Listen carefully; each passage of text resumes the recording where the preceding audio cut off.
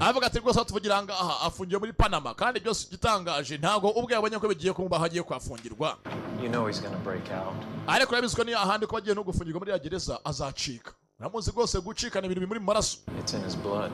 It's in his blood. Gucika amagereza ni ibintu bimeze nkaho yavutse. Bimurimo indani yabinyoye nako yabyonse mu ibere.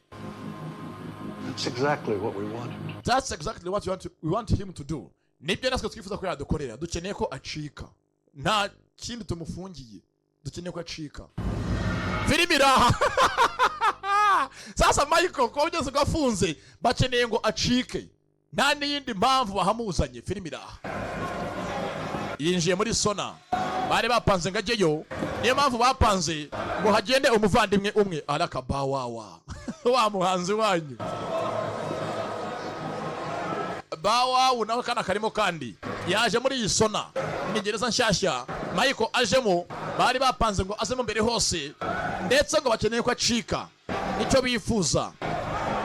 That is exactly what they want him to do. Kumbe ntabwo ahaje ari wenyine. Nakizigenza Mikangato Miyagaro Brad Berick ni afungiye.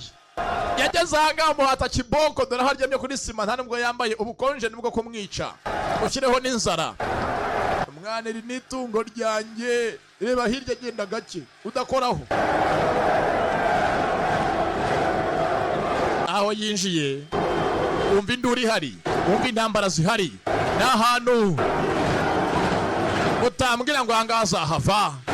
Nibutse n'ahangaha season ya kabiri irangiriye nimuzacu ku ya gatatu yinjiye